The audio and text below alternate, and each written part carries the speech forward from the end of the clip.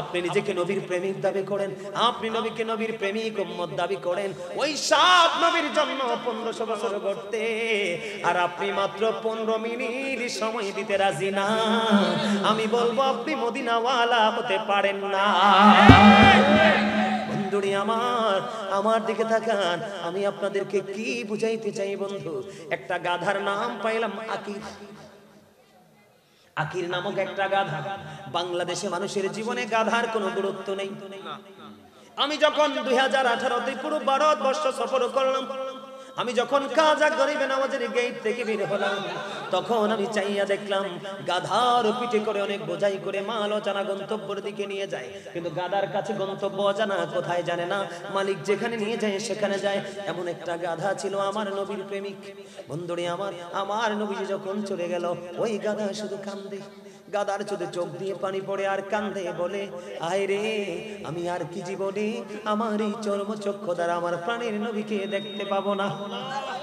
ওই আকির নামক গাধা নবীর প্রেমে শুধু কান্দে, শুধু কান্দে, শুধু কান্দে, শুধু কান্দে।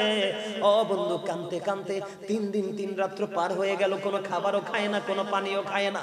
মতান্তরে 4 দিন 4 রাত্র পার হয়ে গেল, কোনো খাবারও খায় না, কোনো পানিও খায় না। সর্বশেষে প্রাণের নবীর বিরহ সইতে না পেরে বন্ধু 3 দিন 3 রাত্র মতান্তরে 4 দিন 4 রাত্র পরে ওই গাধা গভীর সমুদ্রে ঝাঁপ দিয়ে সে মৃত্যুবরণ করে। জোরে জোরে কন্যা সুবহানাল্লাহ। বন্ধু, গাধা 3 দিন 3 রাত্র পানি ছাড়া থাকতে পারে, নবীর প্রেমে মতান্তরে 4 দিন 4 রাত্র খাবার পানি ছাড়া থাকতে পারে। আর তুমি চা খাওয়ার অজুহাতে উঠে গেলা, তুমি তোমার আগামী কালকে কাজের অজুহাতে চলে গেল। তুমি একটাবার নিজের বিবেককে প্রশ্ন করো, ওই গাধা দামি নাকি তোমার প্রেম দামি? কিভাবে নবীর উম্মত দাবি করে? জুম্মার দিনে যখন নামাজে যান, সবার পরে মসজিদে যান, সবার আগে বের হয়ে যান। আগের সুন্নাত নাই, পরের সুন্নাত নাই।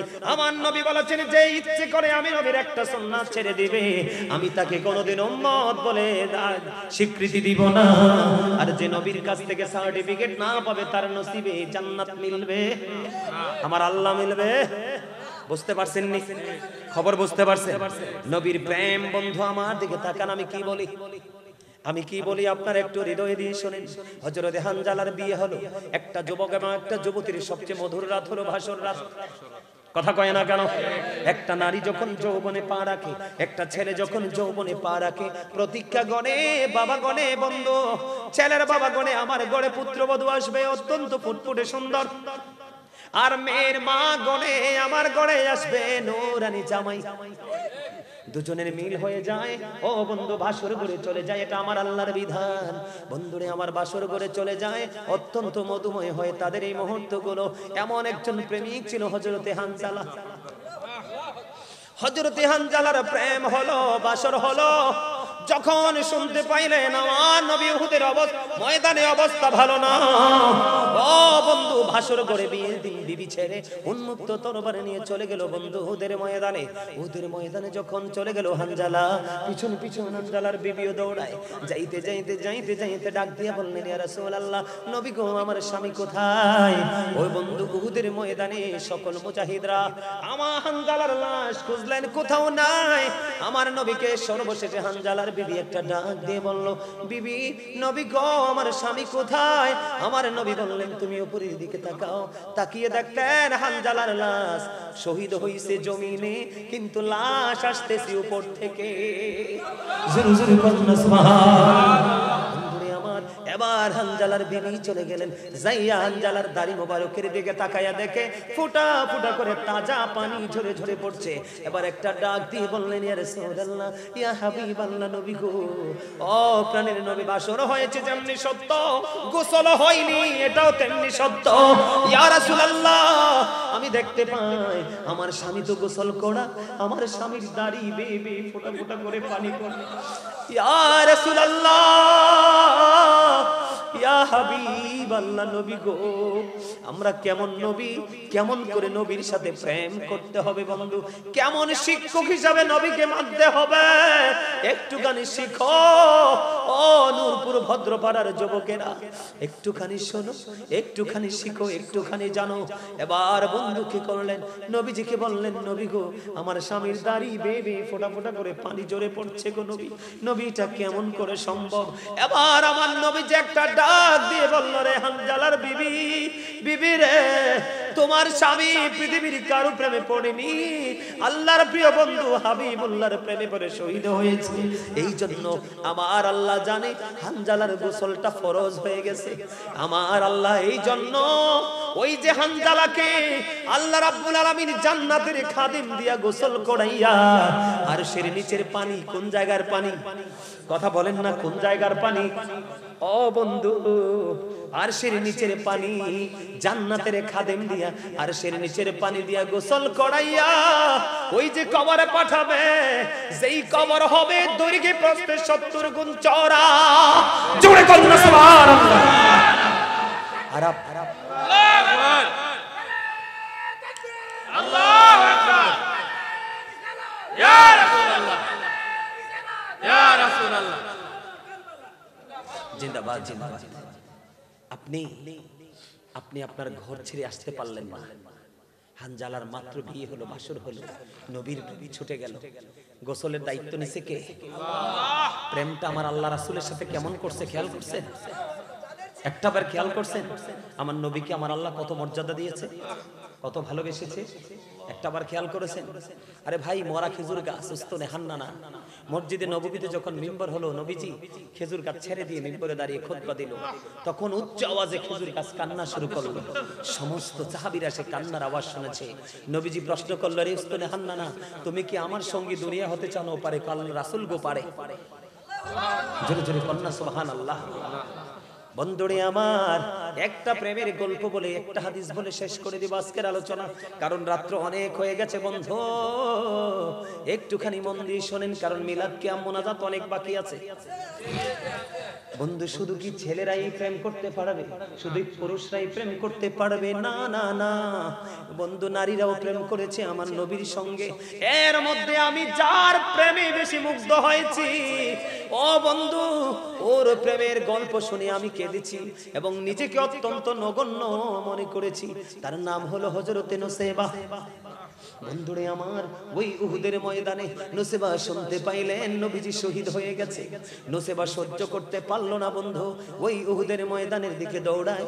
যখন উহুদের ময়দানের দিকে দৌড়ায়, এবার বন্ধু যাওয়ার পথে একটা খবর আসলো, রে নুসাইবা, যুদ্ধের ময়দানে তোমার ভাই তো শহীদ হয়ে গেছে। নুসাইবা একটা সেকেন্ডের জন্য দাঁড়ায় না, দৌড়ায় দৌড়ায় আরো কিছু দূর গেল। যাওয়ার পরে খবর পাইল, রে নুসাইবা, যুদ্ধের ময়দানে তোমার বাবা তো শহীদ হয়ে গেছে। তারপরে নুসাইবা দাঁড়ায় না, দৌড়ায় দৌড়ায় যাইতে যাইতে কিছু দূর যাওয়ার পরে, ও বন্ধু, আর একটা খবর আসলো, নুসাইবা, যুদ্ধের ময়দানে তোমার স্বামীও তো শহীদ হয়ে গেছে। জোরে জোরে বলুন না সুবহানাল্লাহ। বন্ধুরে আমার, এক এক করে একটা নারীর জীবনে সবচেয়ে গুরুত্বপূর্ণ তিনটা পুরুষ, একটা হলো তার ভাই, একটা হলো তার বাবা, আর একটা হলো বন্ধু তার স্বামী। স্বামী হলো একটা নারীর জীবনে সবচেয়ে বড় নিয়ামত। কথা বলেন না কেন? বন্ধুরে আমার, একটা একটা করে তিনটা খবর পাইলো। নুসাইবা একটা সেকেন্ডের জন্য দাঁড়ালো না, দাঁড়ায় না, যাইতে যাইতে সর্বশেষে প্রাণের নবীর সাথে দিদার হয়ে গেল। এবার আমার নবীজি একটা ডাক দিয়ে বলল, রে নুসাইবা, আজকে তো তোমার অনেক বড় ক্ষতি হয়ে গেল। নুসাইবা একটা ডাক দিয়ে বললেন, ইয়া রাসূলুল্লাহ, ইয়া হাবিবাল্লাহ, নবী গো, আমার যুদ্ধের ময়দানে আমার ভাই, আমার বাবা, আমার স্বামী তো শহীদ হয়ে গেছে। এত বিন্দু পরিমাণ আমার কষ্ট নাই ইয়া রাসূলুল্লাহ, আমি আপনাকে পেয়েছি তো আমি সব পেয়ে গেছি। আপনাকে যুদ্ধ করতে হবে না, আপনাকে মরতে হবে না। একজন আলেমের সাথে প্রেম করেন, প্রেম করে নিজের সবকিছুকে পরিবর্তন করে নেন, দেখবেন আপনার মর্যাদা আপন স্বজন, গ্রাম, পাড়াপড়শি, আত্মীয় স্বজন সবার কাছে আপনার মর্যাদা হয়ে যাবে আকাশচুম্বী। মনে রাখবেন, ইজ্জত তিন জায়গায়, একটা হলো আল্লাহর জন্য, আর একটা হলো রাসূলের জন্য, আর পৃথিবীতে একমাত্র ইজ্জত হলো মুমিনের জন্য। আপনি মুমিন হওয়ার চেষ্টা করেন। আমি আপনাদেরকে বলি, বেশি বেশি করে সুন্নাত, বেশি বেশি করে নফল, কারণ বেশি বেশি করে সুন্নাত নফল পড়বেন, কারণ ফরজ যেখানে সুন্নত সেখানে, আল্লাহ যেখানে রাসূল সেখানে আল্লাহু আকবার যেখানে মুহাম্মদ রাসূলুল্লাহ সেখানে, নারে তাকবীর যেখানে, নারে রিসালাত সেখানে। তার মানে আমার আল্লাহ যেখানে, রাসূলও সেখানে। আপনাদেরকে আমি বলি ছোট্ট করে, জুম্মার দিনে সবাইকে বলে, যুবক তোমরা শোনো, জুম্মার দিন সাইয়্যিদুল আইয়াম, ফ্রাইডে, এটা হলো শ্রেষ্ঠ দিন, যেটা রোজার ঈদের দিন, কুরবানির ঈদের দিনের চাইতেও দামি। জুম্মার দিন এত দামি, গরিবের হজের দিন, গুনাহ মাফের দিন। আল্লাহ রাসূল বলেছেন, অল জুমআতু ইলাল জুমআহ, এক জুমা থেকে আরেক জুমা সঠিকভাবে আদায় করো, মাঝখানে সব গুনাহ মাফ। আমি বলি তোমাদেরকে কিভাবে নামাজ পড়বে। যুবক ভাইরা তোমরা রাগ হইও না, যেটা করার ছিলাম না আমি শেষ করে দেওয়ার ইচ্ছা ছিল, তো এইটুকু আজ আমি করে যাই, যতটুকু সময় লাগে একটু, তারপরে শেষ করে দিব। আমি তোমাদেরকে বলি যুবক ভাইরা, আমি যে বলেছি তোমরা বেঈমান কাফিরদেরকে ফলো করছো, তার বাস্তবতা আমি তোমাদের সামনে তুলে ধরি। আমাদের জন্য আল্লাহ 3 শ্রেণীর পোশাক দিয়েছে। কয় শ্রেণী? একটা হলো লজ্জাস্থান ঢাকার পোশাক, সেকেন্ড হলো সাজের পোশাক, আর একটা হলো তাকওয়ার পোশাক। এর মধ্যে সবচেয়ে উত্তম হলো তাকওয়ার পোশাক। আল্লাহ বলেছেন, লিবাসুত তাকওয়া যালিকা খায়র। আল্লাহর কাছে সবচেয়ে উত্তম পোশাক হলো তাকওয়ার পোশাক। খেয়াল করো, সারা জীবন তোমরা নারীর পর্দার কথা শুনেছো, ফরজ। পুরুষেরও পর্দা ফরজ। পুরুষেরও কি পর্দা ফরজ। যুবক ভাইরা তোমরা শোনো, আমি তোমাদেরকে বলি, এদিক থেকে, পুরুষের পর্দা হলো উপর দিয়ে পোশাক থাকবে, লুঙ্গি হোক, প্যান্ট হোক, পায়জামা হোক, ট্রাউজার হোক, যেটাই হোক, উপর দিয়ে পোশাক থাকবে নাভি বরাবর। কি বরাবর? অথবা নাভির উপরে, কিন্তু কোনোভাবেই নাভির নিচে যাওয়া যাবে না। যদি নাভির নিচে যায় তাহলে ফরজ তরক হয়ে যাবে। কি হয়ে যাবে? এক কথা। আর নিচে দিয়ে থাকবে টাকনোর উপরে, উপর দিয়ে নাভি বরাবর অথবা নিচে দিয়ে টাকনোর উপরে। এই দুই কন্ডিশনে পোশাক পরা, এটা হলো পুরুষের জন্য পর্দা এবং ফরজ। সুবহানাল্লাহ।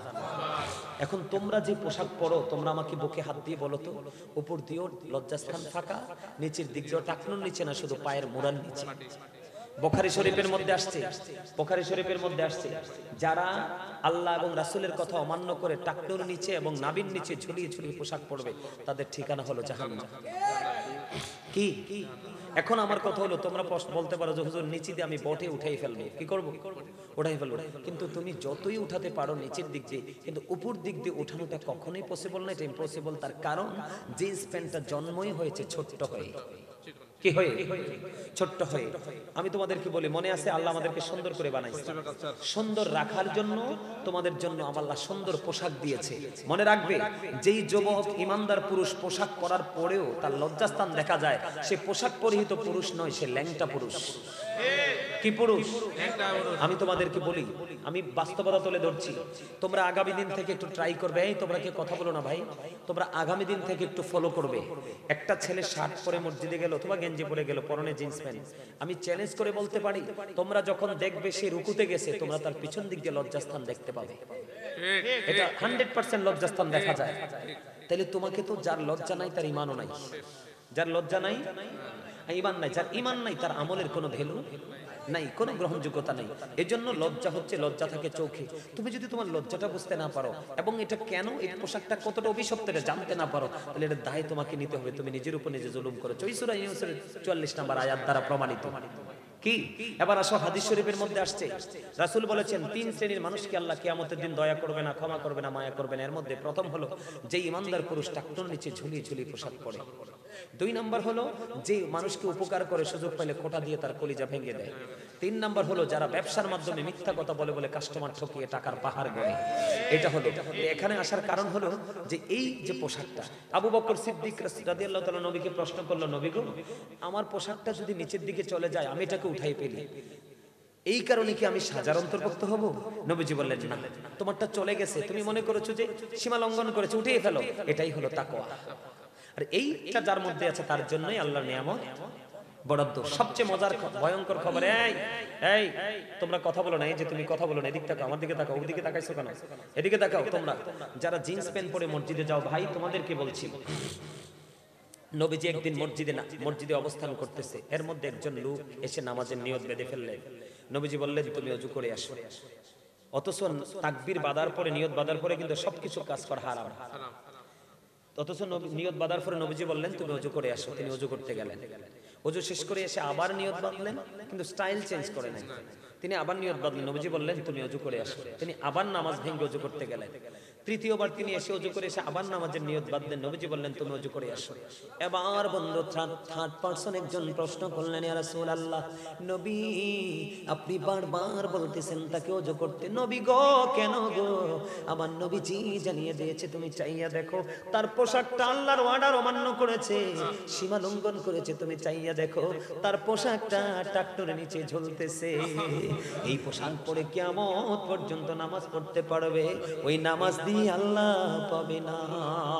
এই জন্য তোমরা নামাজ পড়ার পরেও হেদায়েত নাই, তোমরা নামাজ পড়ো ডিজিটাল নামাজ, যাও আর আসো, তোমাদের নামাজের মধ্যে কোনো তাকওয়া নাই, তোমাদের নামাজের মধ্যে কোনো প্রেম নাই, তোমাদের নামাজের মধ্যে কোনো গভীরতা নাই, তোমাদের নামাজের মধ্যে ও বন্ধু মানসিক দৃষ্টিভঙ্গি স্থির নাই।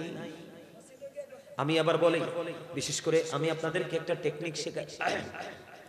আপনাদের তো মাশাআল্লাহ পাকা রাস্তা পাকা আছে, ঠিক আছে, কিন্তু আগামী জুম্মা থেকে বন্ধু যারা হাঁটতে পারেন না সেটা হলো আলাদা কথা, আগামী জুম্মা থেকে হেঁটে হেঁটে মসজিদে যাবে।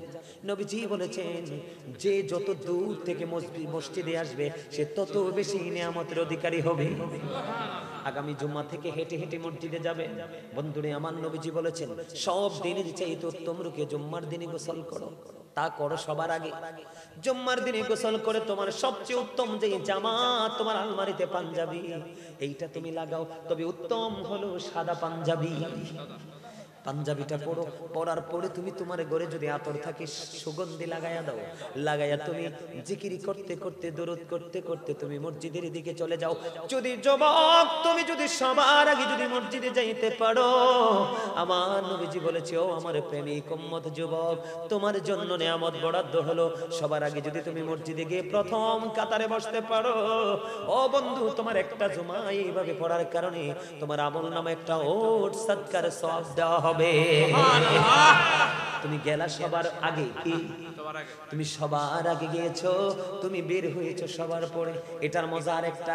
এই যুবক আমার দিকে তাকাও, আমার নবী বলেছে যুবক, আমার নবীজি বলে দিয়েছে যেই ব্যক্তিটা বুড়া হোক বা জওয়ান হোক, শিক্ষিত হোক বা অশিক্ষিত হোক, ধনী হোক বা গরিব হোক, শুকনা হোক বা মোটা হোক, যেই হোক না কেন, যদি তুমি সবার আগে যদি তুমি মসজিদে যেতে পারো, আমার নবীজি বলেছেন জুম্মার নামাজ শেষ করে তুমি সবার পরে তুমি বের হও, তাহলে কি হবে? প্রত্যেকটা কদমে কদমে তোমার আমলনামায় 1 বছরের নফল ইবাদতের সওয়াব দেওয়া হবে। সম্মানিত উপস্থিতি, সকালে ফজর পড়তে হবে, আর লম্বা করতে পারবো না, করবো না, আপনারা বললেও করবো না, সর্বোচ্চ সীমায় চলে আসছি। ফজর পড়তে হবে, কারণ আমার রাসূল বলেছে মান সাল্লাল বারদাইনি দাখালাল জান্নাহ, যেই ব্যক্তি শীতল সময়ের 2 ওয়াক্তের নামাজ পড়বে তার জন্য বরাদ্দ জান্নাত। একটা হলো ফজর আর একটা হলো আসর। যেরকম সুবহানাল্লাহ। আমি ছোট্ট করে একটু জিকির করব, ছোট্ট করে একটু তাবারুক আছে না? আছে। আমি ছোট্ট করে একটু জিকির করব, ছোট্ট করে নবীকে একটু দাঁড়ায় সালাম দিব। আপনারা নবীর সালামের পক্ষে আছেন তো সবাই? আলহামদুলিল্লাহ।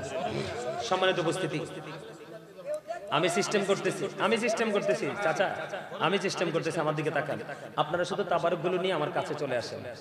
বিনোরে মিন্নো রে আলা সুবহানাল্লাহ আলহামদুলিল্লাহ মহব্বতে লা ইলাহা ইল্লাল্লাহ সুবহানাল্লাহ আলহামদুলিল্লাহ লা ইলাহা ইল্লাল্লাহ লা ইলাহা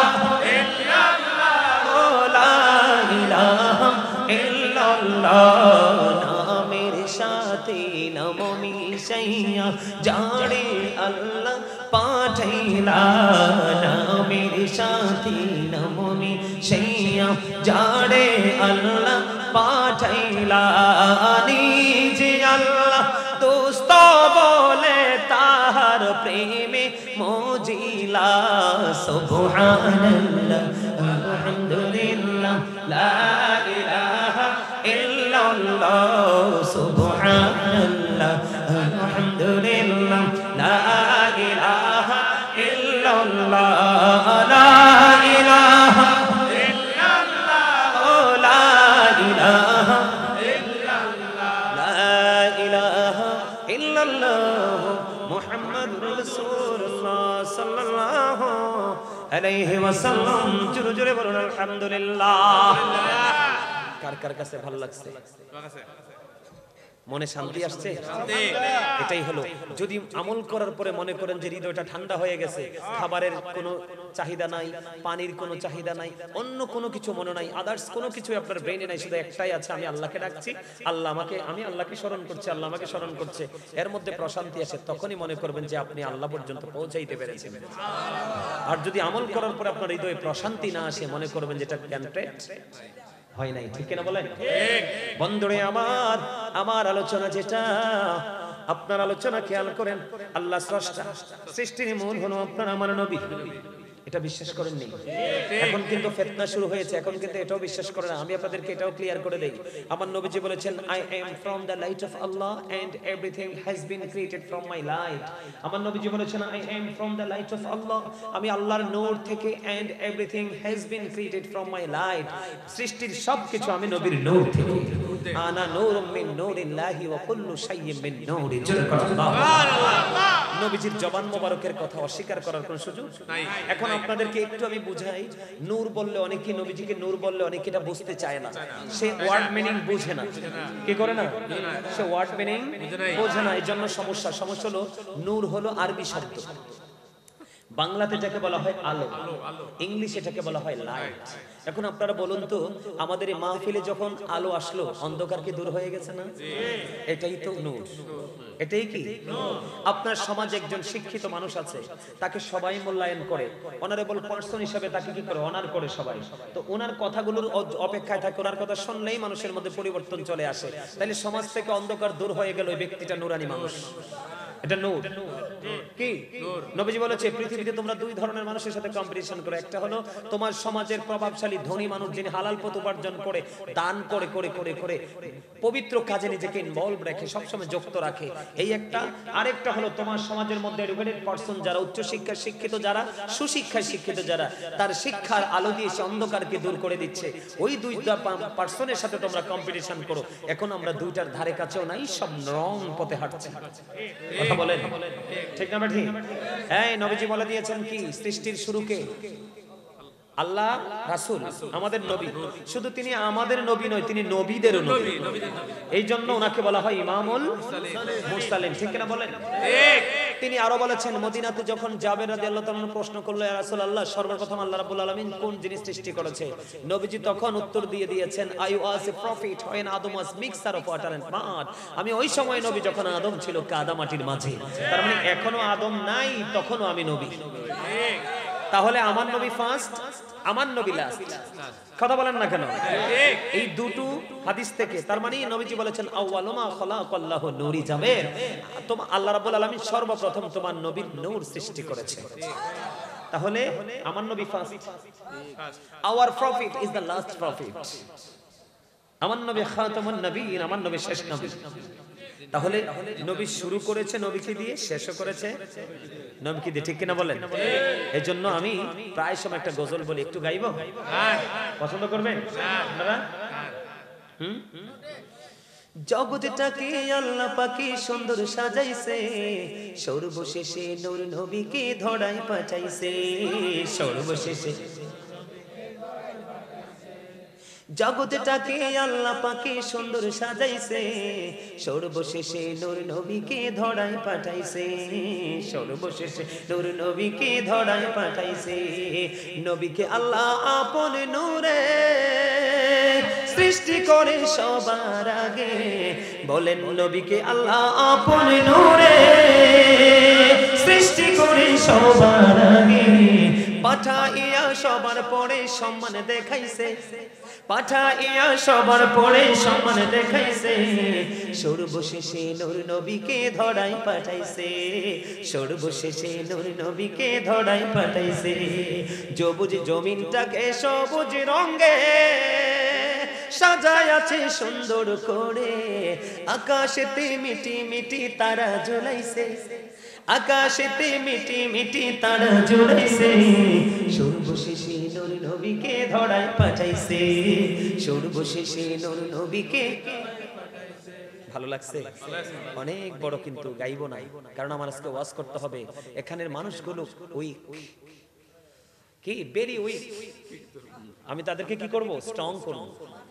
অ্যাক্টিভ করব। এজন্য আমাকে অনেক আলোচনা করতে হবে, কারণ আমার আপনাদের সত্যি কথা বলি, আমি আপনাদের এই সাইট কিন্তু পছন্দ না। জামির ভাইকে জিজ্ঞেস করেন কতবার ফোন দিয়েছে আমাকে, এবং প্রোগ্রাম রাখার পরে প্রতিদিন আমার সাথে যোগাযোগ করতে হয়, নাম্বারে না হয় মেসেঞ্জারে। কেন পছন্দ না জানেন?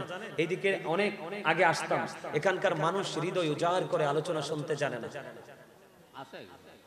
আমি ম্যাক্সিমাম জায়গায় সত্য খারাপ আমি বলতে পারবো না, কারণ অসংখ্য খারাপের মাঝে কিন্তু ভালো নিয়ামতও আছে, আছে কিনা? কিন্তু সেই নিয়ামত পর্যন্ত আমাকে পৌঁছাতে হবে। তবে আজকে আপনাদের উপস্থিতি, আপনাদের মনোযোগ আমার ধারণাকে পুরো পাল্টে দিয়েছে। সকলে বলুন না আলহামদুলিল্লাহ। আলহামদুলিল্লাহ, আলহামদুলিল্লাহ বলবেন না? আলহামদুলিল্লাহ। অল প্রেজ ইজ টু আল্লাহ, সমস্ত প্রশংসা আল্লাহর জন্য। লাভ ফর আল্লাহ, ভালোবাসাও আল্লাহর জন্য। হেট ফর আল্লাহ, ঘৃণাও আল্লাহ। এই জায়গাটাকে ভালোবাসবো আমি আল্লাহর জন্য। জোরে বলে ঠিক কিনা বলেন? আজকের জন্য আমি আদার্স যে কাজগুলো আছে সবগুলোকে বয়কট করব, সেটাও আল্লাহর জন্য। জোরে কোন সুবহানাল্লাহ, আর জোরে বলেন না সুবহানাল্লাহ। সুবহানাল্লাহ। একটু মহব্বতে। তাহলে আমার নবী শুরু, আমার নবী একটু জায়গা তো গ্যাপ থাকে যে হুজুর নবী যদি প্রথম হয় তাহলে নবীজি ছিলেন কোথায়? একটা প্রশ্ন আসে না দাদা ভাই? আমি কি একটু বলবো এই জায়গাটা, তারপরে আমি আবার ওয়াজের ধারা অনুযায়ী আমি আমার আগের জায়গায় যাব। বন্ধুরে আমার, হযরতে আবু হুরায়রা রাদিয়াল্লাহু তাআলা আনহু থেকে হাদিস বর্ণিত। আমি বলছিলাম না মানুষ আসবে, দেখেন আসেন সবাই সামনে আসেন। এই দাদা ভাই, আমার ভাই বাবারা যারা আছেন সবাই সামনের দিকে আসেন, সবাই আগায় বসেন। আসেন আসেন, এই যে এদিকে আসেন, সবাই আসেন, সবাই আসেন। চাচা এদিকে চলে আসেন। আর যুবক ভাইরা তোমরা যারা আসো, তোমরা সবাই সামনের দিকে আসো, এইদিকে জায়গা আছে, তোমরা এদিকে চলে আসো, সবাই চলে আসো। ইয়া রাসূলুল্লাহ, ইয়া হাবিবাল্লাহ, ইয়া রাসূলুল্লাহ, ইয়া হাবিবাল্লাহ, আমার মতের নিদান কালে আসিও নবী গো, আমার শিয়রে দেখিব আপনাকে আপন নজরে। ইয়া রাসূলুল্লাহ, ইয়া হাবিবাল্লাহ, ইয়া রাসূলুল্লাহ, ইয়া হাবিবাল্লাহ। শুনেছি হাদিসে দেখিলে আপনাকে জীবনের গোনাহ ঝরে পড়ে দিও গো দেখা দয়া করে।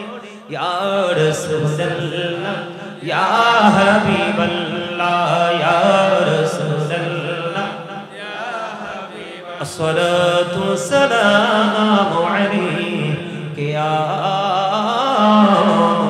রাসূলুল্লাহ। আলহামদুলিল্লাহ, আলহামদুলিল্লাহ। বন্ধুরে আমার, ওই যে বলেছি আমার নবীকে আল্লাহ শুরুতে পাঠিয়েছে, সৃষ্টি সবার আগে পাঠিয়েছে, সবার পরে মাঝখানে আমার নবী কোথায় ছিল জানার বড় আগ্রহ সবার আছে। বন্ধু তাফসীরে রুহুল বায়ান, এদিকে তাকান, তাফসীরে রুহুল বায়ানের ৩য় খণ্ড ৫৪৩ পৃষ্ঠায় উল্লেখ রয়েছে। হাদিসের রাবী হলেন হযরত আবু হুরায়রা।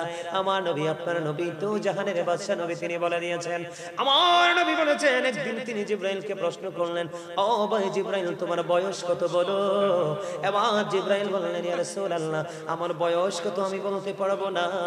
ও জিবরাইল, কি বলতে পারবে? নবী, নবী গো, আমার জীবনের একটা ঘটনা আমি আপনাকে শোনাতে পারবো। ও জিবরাইল, বলো না তোমার জীবনের ঘটনাটাকে। ইয়া রাসূলুল্লাহ, চতুর্থ আসমান মতান্তরে সপ্তম আসমানের উপর একটা তারা ওঠা অবস্থায় দেখেছি ৭০,০০০ বছর। যখন ওই তারাটা আবার ডুবে যেত, অস্ত যেত, ওই অস্তমিত অবস্থায় দেখেছি ৭০,০০০ বছর। আমি ওই তারকাটার এই দৃশ্যটাকে আমি আমার জীবনে ৭২,০০০ বার দেখেছি। সুবহানাল্লাহ, ইয়া রাসূলুল্লাহ, ইয়া হাবিবাল্লাহ, নবী গো, এই তারকা ওঠা অবস্থায় ৭০,০০০ বছর, অস্ত যাওয়া অবস্থায়, ডুবন্ত অবস্থায় ৭০,০০০ বছর। আমি আমার এই দৃশ্যটাকে আমি আমার জীবনে ৭২,০০০ বার দেখেছি। ইয়া রাসূলুল্লাহ, আমার নবী যে একটা ডাক দিয়ে বলেন, ও জিবরাইল, ওই তারাটাই ছিলাম আমি নবী। জোরে জোরে বলুন না সুবহানাল্লাহ। তাহলে আমার নবীটা এমন নবী পেয়ে আমরা খুশি না বেজার? এমন নবী পেয়ে আমরা দামি না কম দামি? ও বন্ধু, নবীরা পর্যন্ত আপনারা দেখেন আমার নবীর দামটা কত। মূসা বলে রব্বি আরিনি, আল্লাহ বলে লান তারানি। মূসা আল্লাহকে দেখতে চায়, আবার আল্লাহ না করে দিয়েছে, না না মূসা দেখা হবে না। আর আপনার আমার নবী কোরআনে কোন জায়গায়, আমি কোরআন শরীফটাকে এ টু জেড কমপ্লিট 2 থেকে 3 বার আমি তাফসীর করেছি বন্ধু, আমি কোথাও এই পর্যন্ত পাই নাই যে আমার নবীজি একবার বলেছে আল্লাহ আমারে তুমি দাওয়াত দাও। একটা বার আমার নবী বলেনি আল্লাহ আমি তোমাকে দেখতে চাই, তুমি আমাকে দাওয়াত দাও। বরং কোরআন শরীফের 15 পারায় সূরা বনী ইসরাঈলের 1 নম্বর আয়াত খুলে আপনি দেখেন আমার আল্লাহ বলে দিয়েছেন সুবহানাল্লাযী আসরা বি আবদিহি লাইলাম মিনাল মাসজিদিল হারামি ইলাল মাসজিদিল আকসাল্লাযী বারাকনা হাওলাহু লিনুরিয়াহু মিন আয়াতিনা।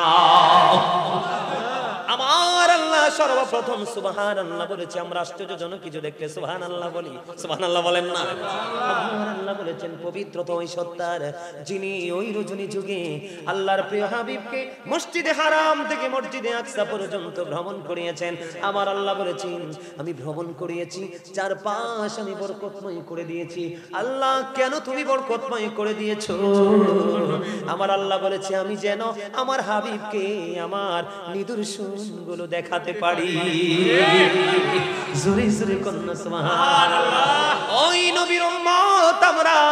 ও বন্ধু, শুধু ওই দুনিয়ায় নয়, কাল হাসরের দিন হাদিস শরীফের মধ্যে এসেছে আখির নবীর উম্মত যতক্ষণ না পর্যন্ত জান্নাতে কদম না দিবে ততক্ষণ পর্যন্ত অন্য নবীরা পর্যন্ত জান্নাতে যাইতে পারবে না। জোরে জোরে সুবহানাল্লাহ। আপনার জন্য ওই নিয়ামত বরাদ্দ যদি আপনি মদিনা মহল্লার প্রেমিক হতে পারেন। এখন আপনার প্রশ্ন হলো আমার যে ওয়াজের ধারাটা বন্ধু, আল্লাহ রাব্বুল আলামিন আপনার জন্য আপনাকে আমাকে সুন্দর করে বানালো, সুন্দর রাস্তা করে দিল, সুন্দর শিক্ষক দিয়ে দিল আমার আপনার প্রাণের নবীকে। ও বন্ধু, এখন প্রশ্ন আসতে পারে বলে হুজুর নবীজি চলে গেল, আমি নবীজির কাছে কেমন করে যাব? আমি নবীজিকে কেমন করে পাবো রে? আমার নবীজি বলে দিয়েছেন বন্ধু, আমার নবীজি আল্লাহ এবং আল্লাহর হাবিব কোরআন এবং হাদিস থেকে প্রমাণিত। আমার নবীজিকে পাইতে হলে তোমাকে চলে যেতে হবে নবীর পাগল আলেম এবং ওলিদের কাছে। জোরে জোরে কোন সুবহানাল্লাহ। আমি বন্ধু দলিল ছাড়া কিছু বুঝবো না, বলবো না। আমি একটু আগে আয়াতটা বলেছি, 2 বার বলেছি, আবার আরেকবার বলবো, কারণ অনেকেই শুনে নাই শুরু থেকে। আমার আল্লাহ বলেছেন ফাদখুলি ফি ইবাদি ওয়াদখুলি জান্নাতে। আমার আল্লাহ বলেছেন join with my dear people, come to my paradise. আমার আল্লাহ বলেছেন আমার প্রিয় লোকেদের সাথে যুক্ত হও আর আমার জান্নাতে চলে আসো। এবার আসেন আমি আরো ক্লিয়ার করে দেই বন্ধু, আপনি নবী, আপনাকে আমি আরে সহজ করে দেই। সবাই তো কত উপরের লেভেলের কথা বুঝবে না, সাধারণ সরল মনা মানুষ যারা আছেন আমি আপনাদেরকে বলি। যেমন আপনাদের এই জায়গার নাম হলো নূরপুর ভদ্রপাড়া। আপনার এখান থেকে বন্ধু দরকার 3 কিলোমিটার। কত কিলোমিটার? আপনি যদি বন্ধু কোথায় যাবেন, কুমিল্লা অথবা ঢাকা যাবেন, কোথায় যাবেন, অথবা কুড়িসমনিতে যাবেন, একটা এক্সাম্পল, আপনার গন্তব্য হয়তো বা হবে ঢাকা না হয় কুমিল্লা। একটা কথা আমার দিকে খেয়াল করেন, এখন আপনি যদি বন্ধু ঢাকা যেতে হয় সিস্টেমে যেতে হবে, সিস্টেমের বাইরে যেতে পারবেন না, এখান থেকে লোকাল গাড়ি করে যেতে হবে।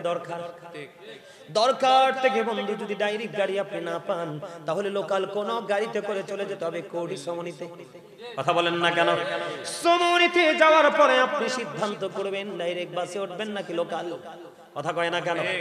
আপনি কি করবেন, কোনটা করবেন আপনাকে ডিসাইড করতে হবে। এমনি করে করে করে করে বন্ধু আপনার সিদ্ধান্ত যেমন তেমনি অনুযায়ী আপনি ঢাকা পর্যন্ত পৌঁছে যাবেন। ঠিক তেমনি ভাবে আপনি আল্লাহ পর্যন্ত পৌঁছাইতে হলে মদিনায় যেতে হবে।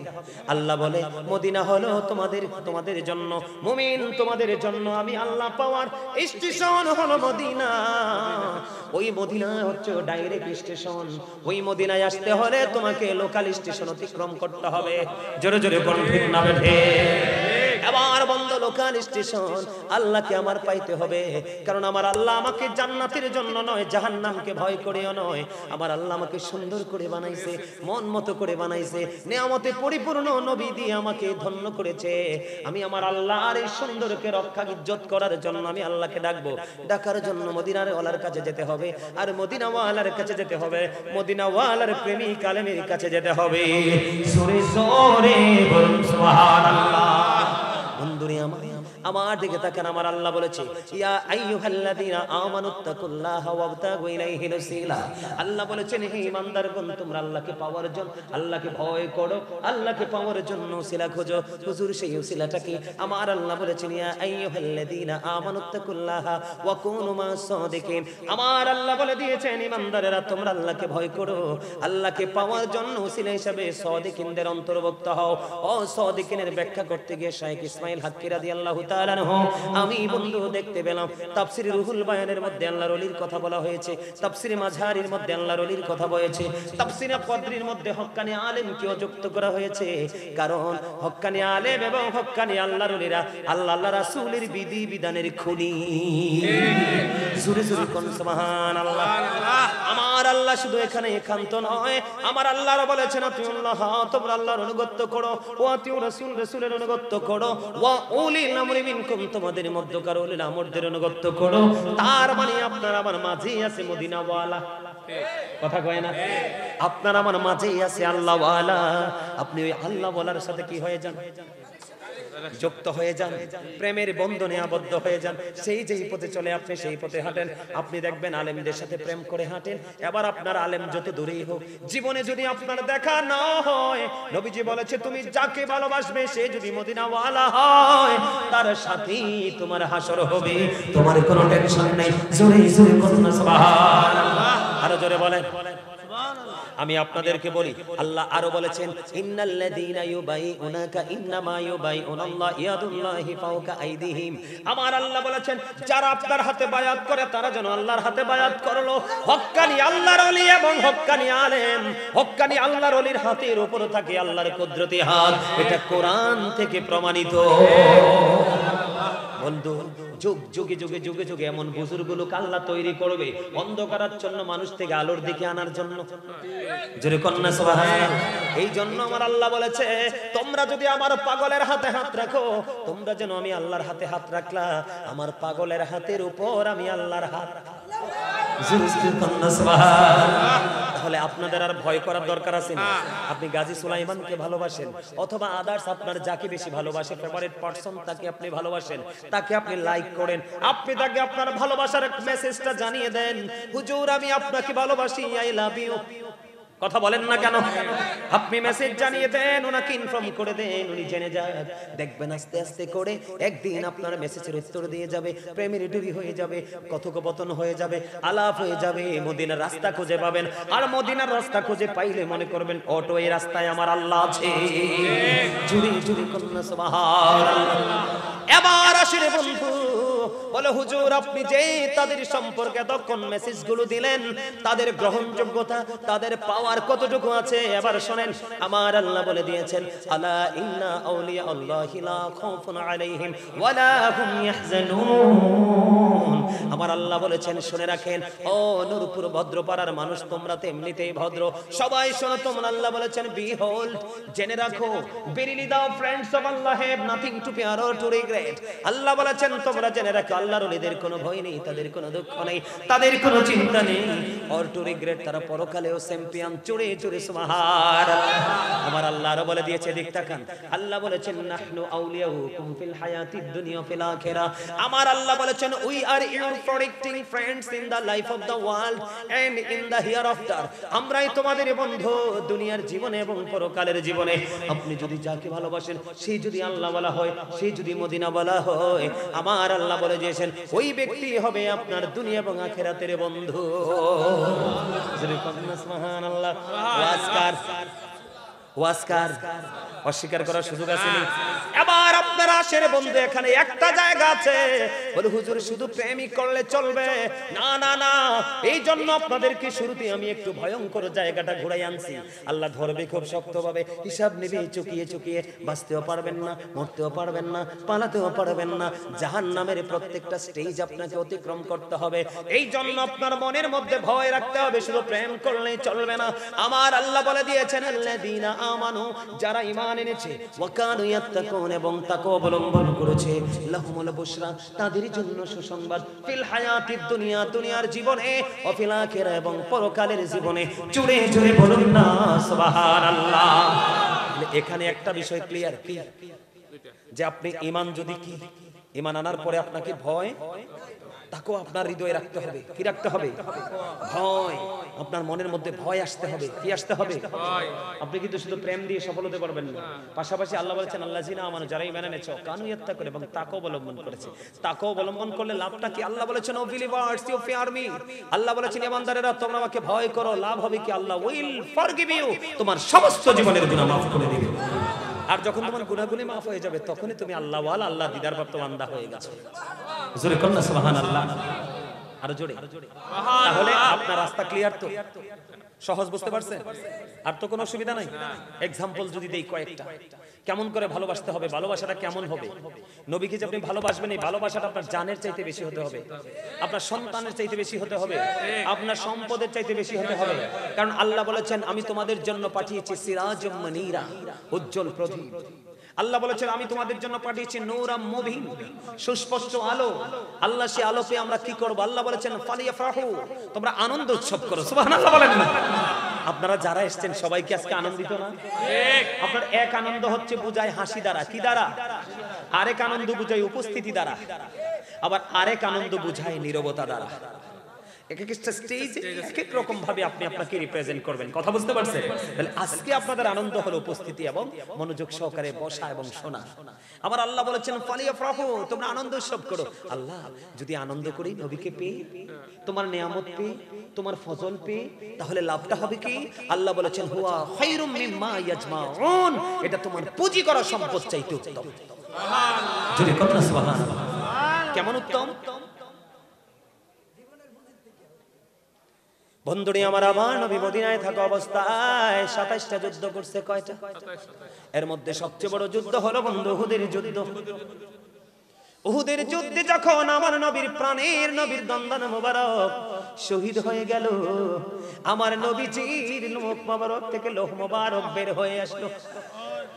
কি বুঝাইতে চাই বোঝেন, কি বুঝাইতে চাই বোঝেন। একটু বিবেকটাকে বন্ধ ওপেনিং করে দেন, হৃদয়ের জানালা খুলে দেন। আমার দিকে তাকান, ভাই তুই বোটটা কেন মুখে দিলি? এটা কি বোট খাওয়ার জায়গা? তোমরা যদি এখন বোটটা খাও, শয়তান তোমাদের মানসিকতা চেঞ্জ করে ফেলবে। কারণ শেষ ভালো যার, শেষ ভালো যার, শেষ ভালো যার। তুমি তোমার শেষ সময়টাকে ভালো করার চেষ্টা করবা। মনে রেখো তোমার জীবনের শেষটা যদি ভালো হয়, প্রথম জীবনের অপরাধগুলো আমার আল্লাহ জিজ্ঞেস করবে না। আমার আল্লাহ এতটা প্রেমময়, এতটা দয়ার সাগর।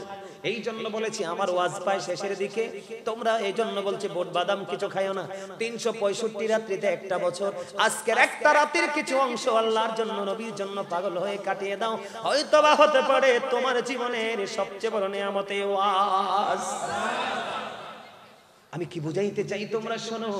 আমার নবীজি যখন লোহ মুবারক বের হয়ে আসলো, মালিক বিন সিনান দেখে সহ্য করতে পারলো না, শুধু কান্দে কান্দে রে দৌড়ে চলে গেল প্রাণের নবীর কাছে। যাইয়া নবীজির লোহ মুবারক, রক্ত মুবারক খাইতে শুরু করলো, চুষতে শুরু করলো। চুষতে চুষতে চুষতে চুষতে বন্ধু নবীজির বন্ধু নবীজির রক্ত মুবারক যখন চুষা শুরু করলো, আমার নবীজি একটা ডাক দিয়ে বললেন, রে মালিক বিন সিনান, রক্ত বক্ষণ করো না, রক্তগুলো জমিনে ফেলে দাও। মালিক বিন সিনান একটা ডাক দিয়ে বললেন, ইয়া রাসূলুল্লাহ, শেষ করে দিন, ইয়া রাসূলুল্লাহ, ইয়া হাবিবাল্লাহ, নবী গো, আমি ওই পর্যন্ত আপনার রক্ত মোবারক চুষতে থাকবো নবী। নবী গো, যেই পর্যন্ত আপনার রক্ত মোবারক বের হতে থাকবে, আমার নবীজি একটা ডাক দিয়ে বললেন, রে মালিক বিন সিনান, রক্ত খায়ও না। মালিক বিন সিনান একটা ডাক দিয়ে বললেন, নবী গো, আমি আমার আল্লাহর ইজ্জতের কসম করে বলছি গো নবী, আপনার একটা ফোঁটা রক্ত আমি উহুদের জমিনে পড়তে দিব না গো নবী। ওই বলে বন্ধু মালিক বিন সিনান নবীজি রক্ত মোবারক বক্ষণ করতে শুরু করলো। নবীজি রক্ত মোবারক বক্ষণ করতে করতে করতে করতে বন্ধু শেষ রক্তের ফোঁটা যখন চোষা শেষ হয়ে গেল, আমার নবীজি গোটা পৃথিবীর মানুষগুলোকে জানিয়ে দিল, ওরে পৃথিবীর উম্মত, তোমরা দুনিয়ায় যদি কোনো জান্নাতি মানুষ দেখতে চাও, তাহলে আমার মালিক বিন সিনানকে দেখে না।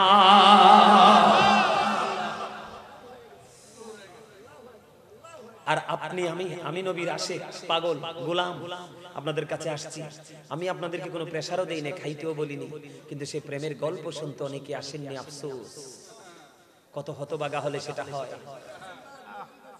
আমার দিকে তাকান, আপনারা সবাই জানেন হিজরতের রাত্রিতে আবু বকরকে সাপে কামড় দিয়েছিল, জানেন না? কিন্তু সাপটা কেন কামড় দিয়েছিল সেটা কি জানেন? আমি বলি, সাপটা কেন কামড় দিয়েছিল সেটা কি জানেন? প্রেমে। কি কারণে? প্রেমে। কিসের কারণে? আমি বলি, সাপটা যখন নবীজি গর্তে ঢুকলো, সব গর্ত ঢুকলো সাপের গর্ত, বিচ্ছুর গর্ত।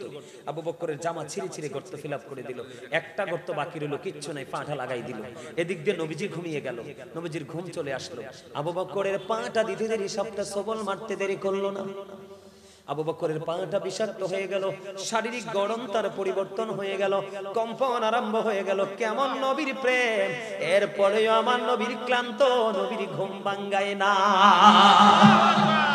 বন্ধু, এটা বড় রে, তার চেয়ে বড় প্রেম।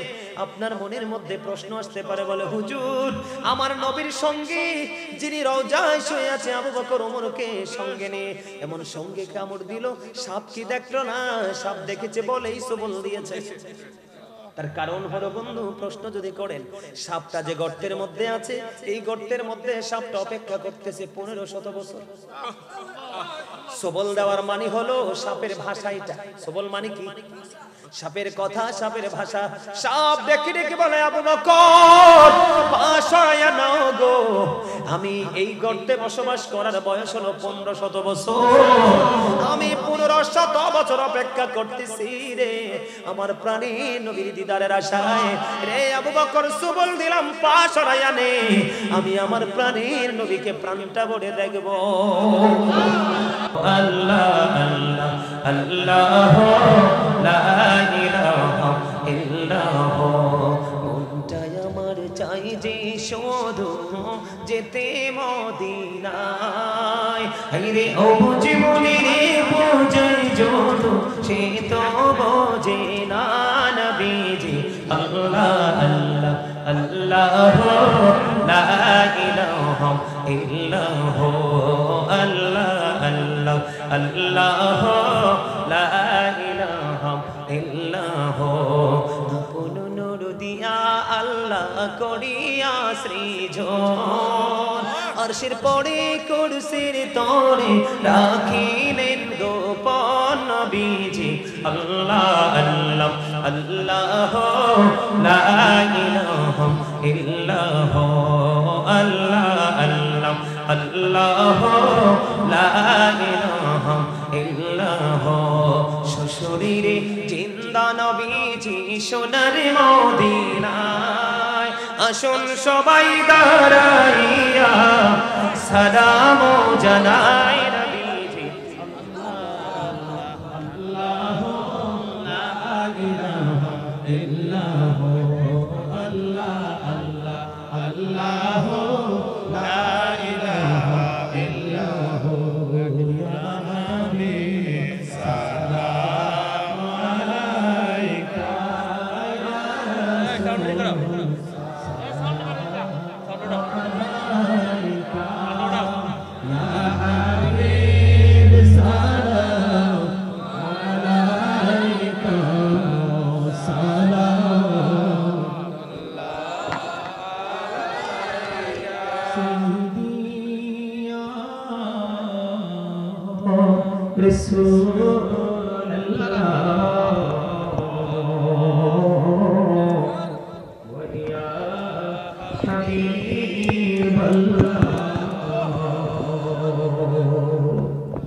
যেতে যদি পারতাম মদিনা শীতল হইতো কলিজা কোন পথে যাব মদিনা রাস্তা যে খুঁজি পাই না ইয়া নবী সালামু আলাইকা ইয়া রাসূল সালামু আলাইকা ইয়া হাবিব সালামু আলাইকা সালাওয়াতুল্লাহ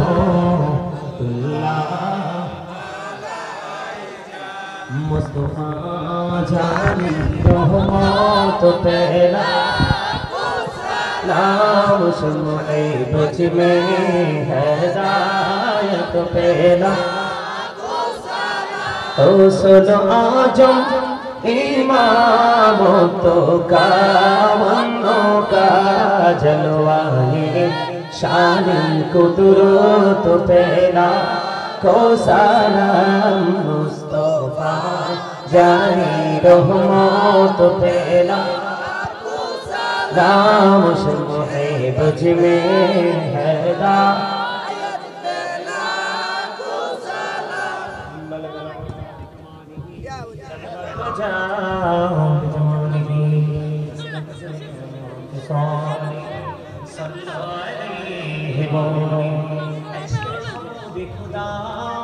जिस दिल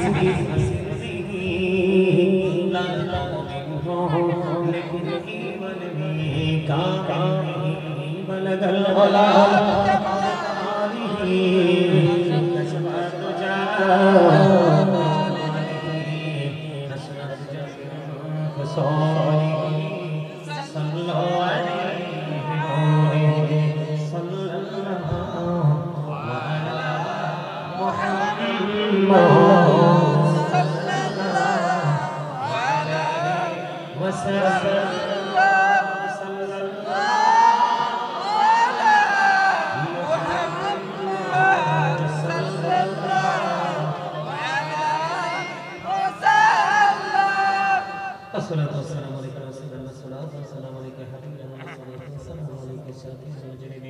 الصلاة والسلام عليك